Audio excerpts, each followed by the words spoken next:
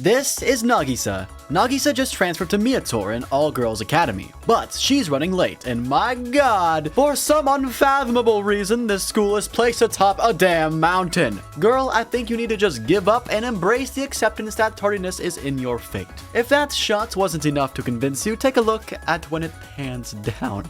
I'm sure the academy is to the left, off screen, but I like to imagine the school is actually here. And she's just sprinting up the whole damn mountain. In any case, Nagisa eventually makes it up the 1,000-step staircase. Seriously, no handicap accessibility?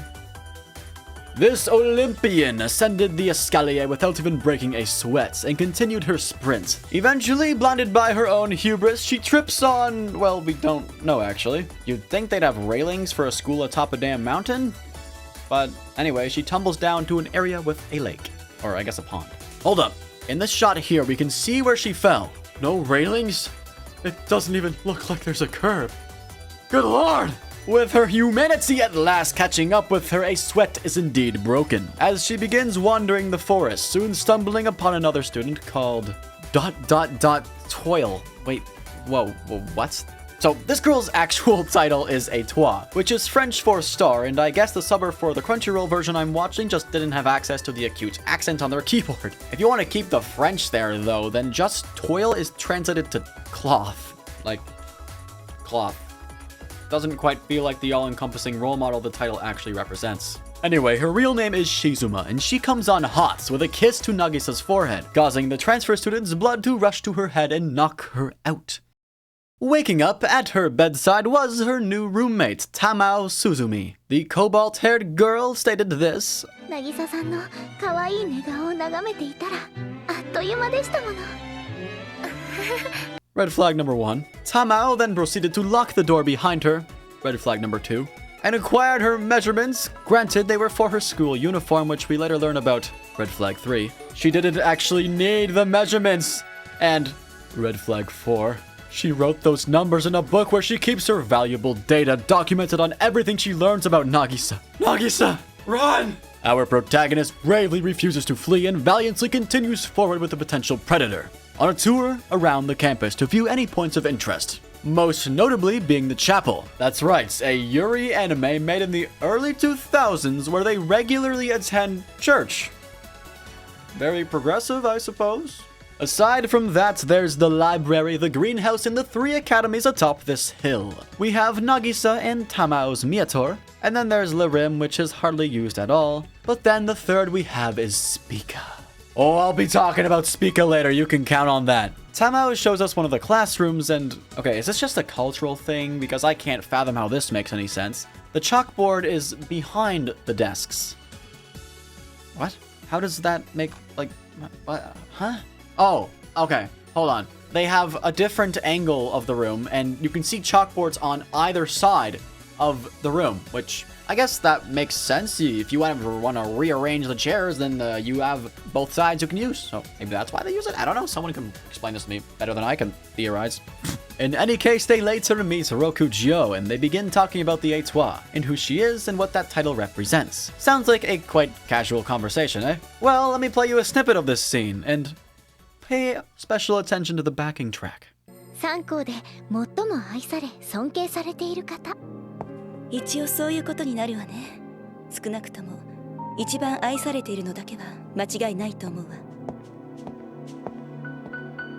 わ。What the hell? Why is it so eerie? It makes me think like there's something seriously wrong with Shizuma and they're just trying to cover it up as if she's not some evil deity or something. I don't know.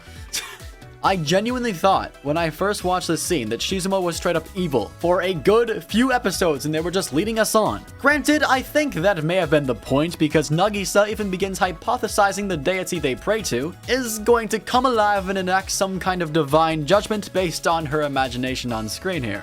So, fair play for that moment because it's not just that moment though. Like, just listen to this one! Aoi-san? はい。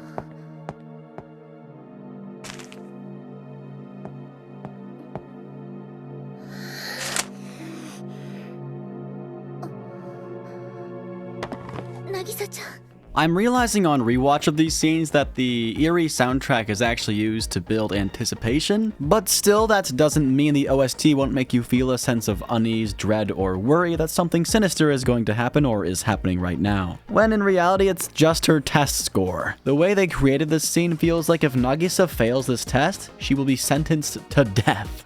Next, before Nagisa enters the cafeteria, everyone, and I mean all 3 school students, come together to indulge in lunch, where all of them are gossiping about the new transfer student. The last person it cuts to is a girl by the name of Amane, who isn't even talking to anyone but still says, 編入生か while looking longingly out the window. And, that's not ominous at all. What the hell is actually happening? There's got to be something going on in this show. It can't just be a Yuri romance, right? Like, what the hell? Transfer student, you shouldn't have came. It's too late for you now, though. Wait, what's going on here, man? Just then, the girl of the hour walks in with Tamao and Rokujo, where Nagisa figures out the silver-haired girl from before, Shizuma, is actually the Etoile. And god damn it, here's another sexual assault. She even tries to knock her away, but she uses force and pins her against the table. This time, a kiss to the lips is attempted, but thank god someone intervenes in the form of Rokujo. Also, according to her, the only reason she did stop her is because it was time to take their seats for lunch? Oh god, should I start counting these? How many sexual assaults are in the show? I think I will, because this is already 2 and we're only like 10 minutes in. Wait, no, that's actually 3 if you want to count Tamao's measurements from earlier. So, 3 sexual assaults, 10 minutes in. Oh no. By the way, Shizuma, the Etoile, the representative for all 3 schools, who the whole school looks up to as the role model, is doing these types of actions, and everyone is seemingly okay with this, and even congratulates Nagisa, by the way, for almost getting kissed by the Etoile, which is, I guess, an honor. But guys, that's sexual assaults. That is straight up sexual assaults, guys. As we push play on the 2nd episode, Tamao brings her sexual assault counter up to a tie with Shizuma's as she attempts to forcefully undress Nagisa. What? Well, somehow, god. This is immediately upon Nagisa waking up, by the way. I think Nagisa should just transfer at this point. These are multiple offenders of sexual assault after she just got here. It hasn't even been a full day yet. Oh my lord. These girls are neck and neck on their road to prison, but who will come out on top?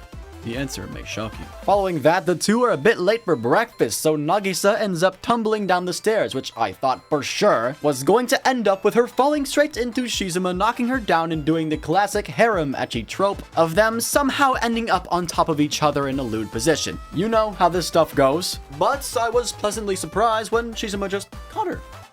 Good. We're not going down the boob grab route or the push her down and be like, hi.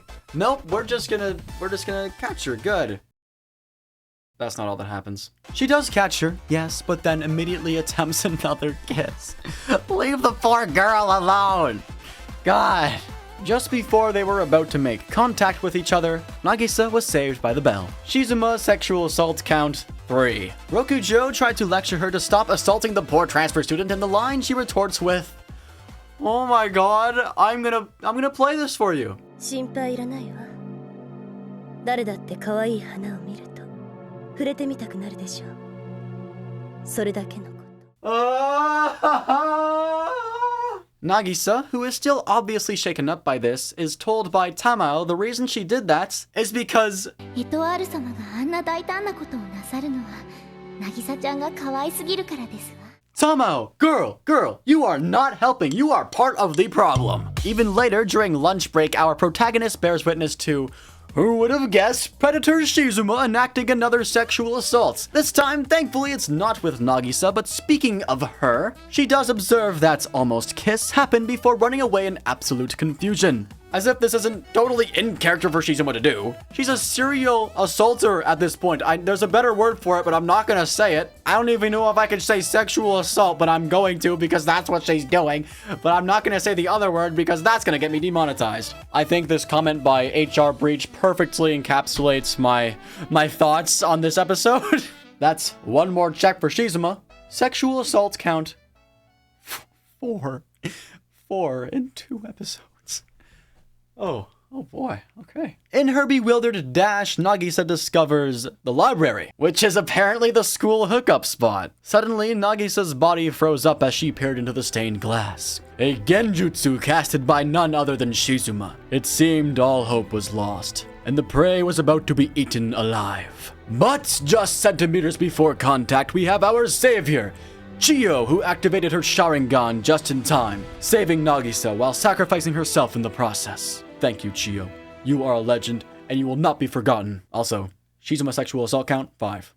The next day, the campus touring continues with a few other classmates. This time, I'm certain the Etoile won't interfere. Surely she's off doing some important Etoile duties, and couldn't possibly coincidentally come across... Oh, no. There she is! There she is! When asked what she's doing here, she says this. 私は可愛い渚ちゃんのいるところならどこにでも現れてよ。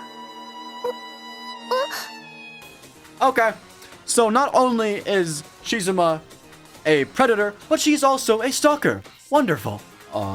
By the way, Shizuma sexual assault count, 6. I have to do this on 2 hands now, and we're only like 3 episodes in? I think this is around episode 3 or 2, but Hey, wait! Somebody do something! The stalker predator evolved into a stalker predator kidnapper! Someone help! How many lists is Shizuma on? Why is she not in prison? Should I count that as a separate one? Why not? That brings it up to 7. Tangent time. For whatever reason with this show, the lip flaps are almost always a little early. Here's a few examples. 毎年このパーティーが青い渚さん、あなたはいつになったらきちんと廊下を歩くようになるのです。 Luckily, I'm watching the sub, so I hardly notice it, but when you actually pay attention to it, the lip sync is terrible. It's as if this was a dub and they couldn't exactly fit what they wanted to say, but this isn't. Anyway, Shizuma does what she does best yet another time, placing Nagisa in one more genjutsu. But Nagisa's actually learning how to control her Sharingan. She even manages to voice her own will here and gain some control. Granted, what she said was but a few spaced out words in her hypnotized state, but I believe in her. You got this, Nagisa. Also, Shizuma's sexual assault counter, it's up to 8 now. This is episode 3. 3, I tell you, 3! And we're at 8 sexual assaults! If you count Tamao's, that's 10! That's a whole hand's worth of sexual assaults in 3 episodes! Good lord! With Nagisa's begging, Shizuma begrudgingly enacted her job as Etoile and welcomed the new students. While we're here, Shizuma and Rokujo reveal their minds are linked and they can even communicate via thoughts? どういう風の吹き回し？エトワールの務めよ。 Okay. So, how's Shizuma doing on the power scaling chart here? Let's get a gauge on her ability so far. 1, telepathy, as you can see here. Genjutsu, usually utilizing this to freeze others in place, and also some form of hypnosis. But note this may also be an extension of her genjutsu, used to trick the school into liking her and even of approving her aggressive advances. She's a force to be reckoned with. The next episode is when we finally take a step back from all of that, and we get to witness an actually wholesome and healthy relationship begin to blossom between 2 new characters, Hikari and Amane. Unfortunately, this leaves Yaya, her roommate, who had a crush on Hikari for years, in the dust, crestfallen. This little relationship continues to evolve and develop throughout the following episodes, but, in my opinion, of course, resulted in some of the most boring moments of the whole show. Hikari sings the wrong notes in a choir performance while trying to impress her upperclassmen and then proceeds to cry a lot. I'm not saying Hikari is written terribly or anything, this bit of the show just ain't my cup of tea. I'm just gonna skip back to Nagisa and see what she's up to. Oh god, she's dead! Her and Shio are dead! No! Anyway, guys, I've been throwing around the word sexual assault all willy-nilly left and right, but most of the time jokingly, because honestly Nagisa does kind of want it. But these Spica girls, Kaname and Momomi, they commit actions that would literally be classified as I'm going to censor that. I am going to censor that again. But I'm sure you know the word that I am saying. It starts with an R and ends with an E.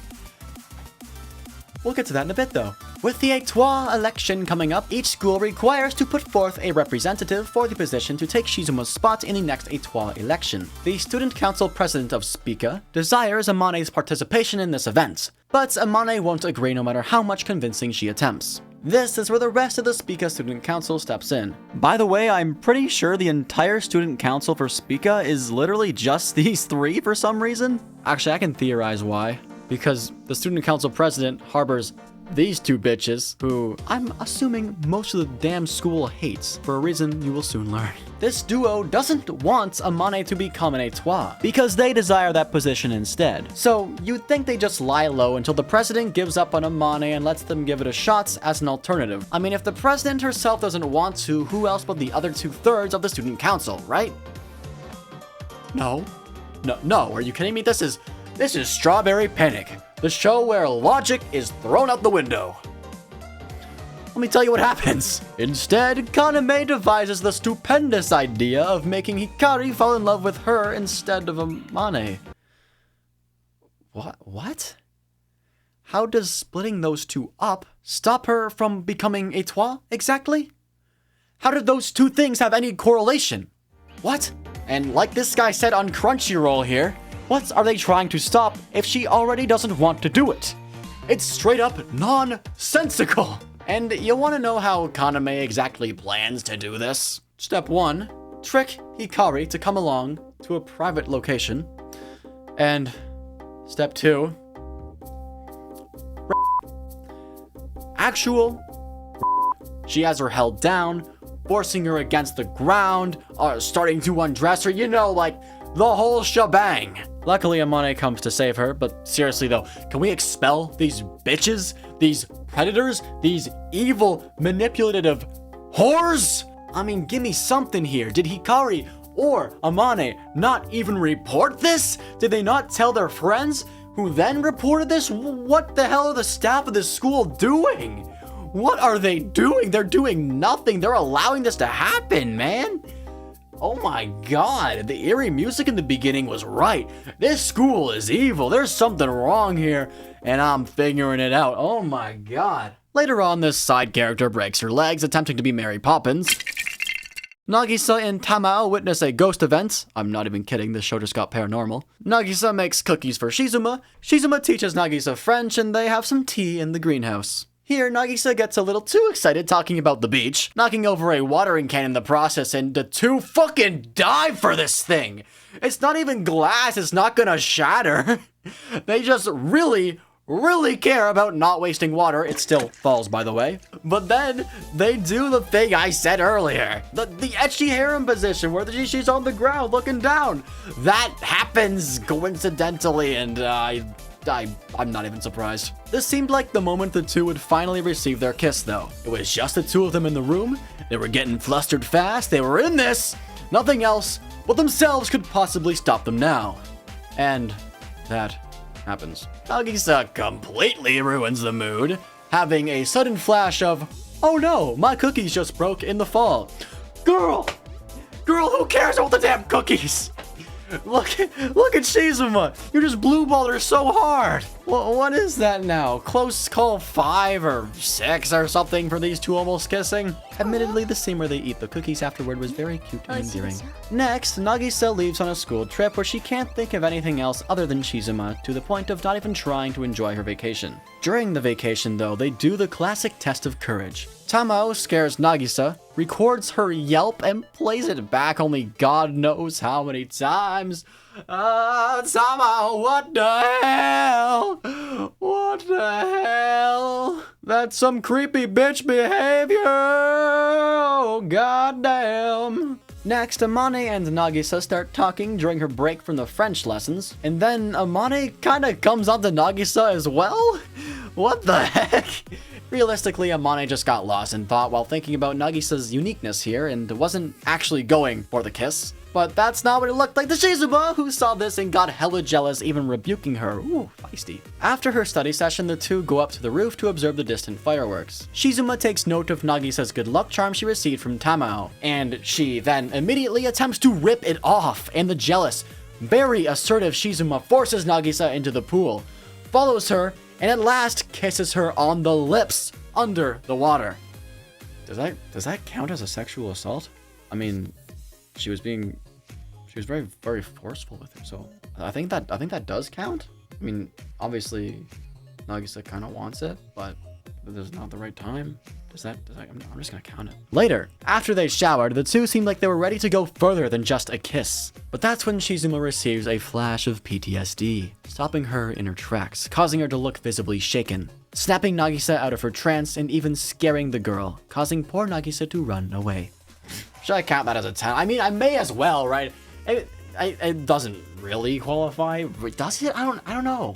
It probably doesn't really qualify as a sexual assault because they were already in bed. They were already about to do it. But then she just like started looking really mean at her. Like not intentionally, if Shizuma wasn't intentionally looking mean at her, but she did. And then she scared Nagisa. So I'm just gonna count it as the 10th sexual assault from Shizuma alone. Good job, Shizuma. You got to number 10. You got to double digits. Good job. Genuinely, this whole middle part of Strawberry Panic has to be my favorite. No longer are the characters flat or uninteresting. Nagisa isn't just an excitable, clumsy girl anymore, nor is Shizuma just, well, a mysterious girl who has a rather assertive tendency. The same thoughts could be said for the other main cast members as well, like Amane and Hikari. I wasn't too big on the beginning of their relationship because it seemed as if it was going to be dreadfully cliche, but fast forward 12 or so episodes and honestly, I love it. Their bond evolves in a far more realistic and subtle way, heavily juxtaposed to the main two. I won't get into Shizuma's backstory and the grounds for her trauma here though, because I really just want this video to be about the goofiness and insanity this show brings to the table.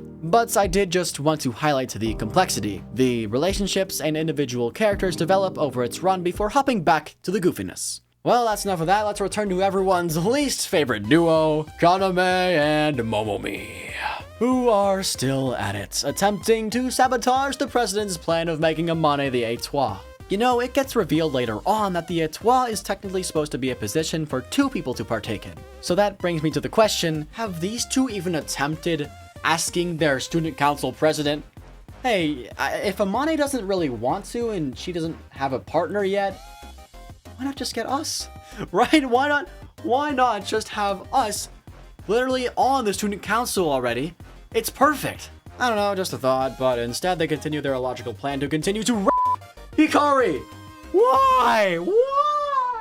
Thank God Yaya bursted in to save her. Look how genuinely horrified Yaya looks. Kinda line in the comments here put it best. Kaname with Momomi make a second attempt to rape Hikari. The only proper answer is jail time, followed by a reply, I don't think jail time is fair. I'd rather they trap themselves and burn to ashes. My friends, I couldn't have said it better myself. These girls are dangers to society. Then we have Cheese Fam, another commenter voicing the opinions of everyone. I just don't understand what them trying to rape Hikari has to do with anything. Justice for Hikari. Exactly. That's the thing. It has nothing to do with anything. These girls are just sexual predators convincing themselves that what they're doing has a purpose, when it doesn't. Their purpose is to sate their twisted desires. While we're still hovering around this topic, once Hikari arrives back from her date with Amane, Yaya almost immediately does the exact same thing she saved Hikari from earlier with Kaname, groping her and everything. Oh, come on, Yaya, what are you thinking? Is nobody safe at this school? What is happening? Surely the staff are receiving reports of this, right? Oh my God. I feel so bad for Hikari. You know what? If you made it this far in the video, comment hashtag justice for Hikari. So I know you made it this far. Hey, look at that. The second OP's here, and it goes hard as hell. I don't know what genre this is, but damn is it funky, and I dig it.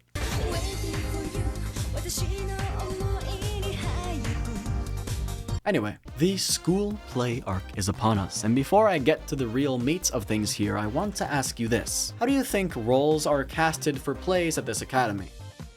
Maybe an audition, that's what you would initially assume, correct? No, are you kidding me? No. No. What happens is you are voluntold what role you will be playing. You are voluntold that you will be playing in a play. No matter of your feelings, no matter if you have any stage, performance, background. They just throw you into this shit.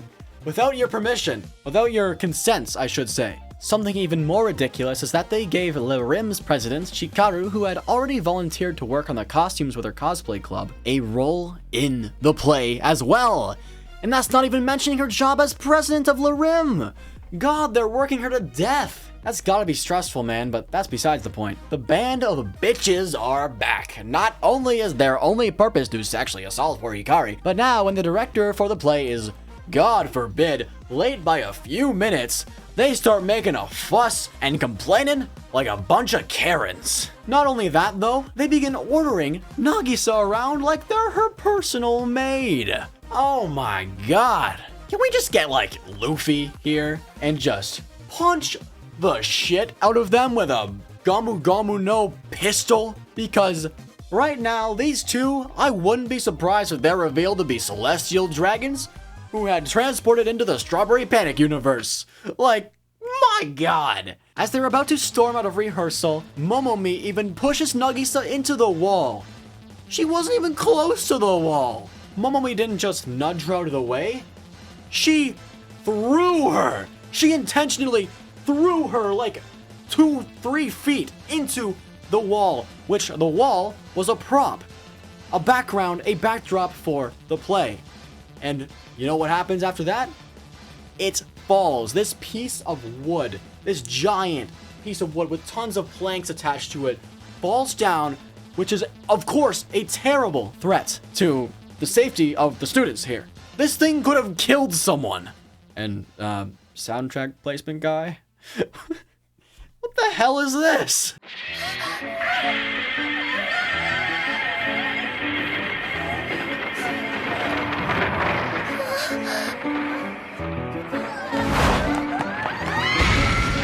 There's like imminent danger inbound, and the backing track is all like da da da da da da da da. Like what? I am so confused on the soundtrack placement, man. At this point, though, this should have been the nail in the coffin for these two, or at least Momomi. Tons of witnesses, physical assaults, endangering lives. I mean, the list goes on. At least suspend these girls. Later on in the show, Shizuma and Nagisa leave for her cottage. Some drama happens and Nagisa comes back early without Shizuma. I'm gonna play that scene. Nagisa-chan!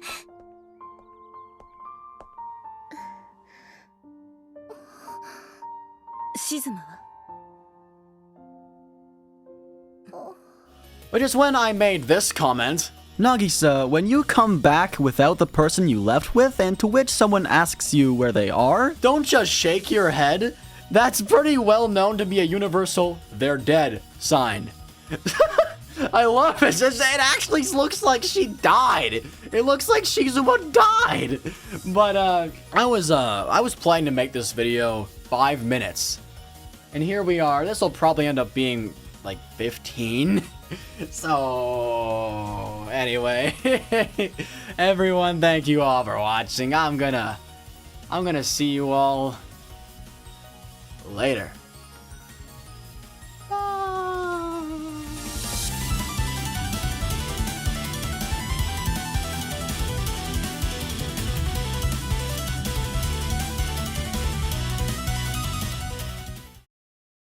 That's 15 sexual assaults that I counted, by the way.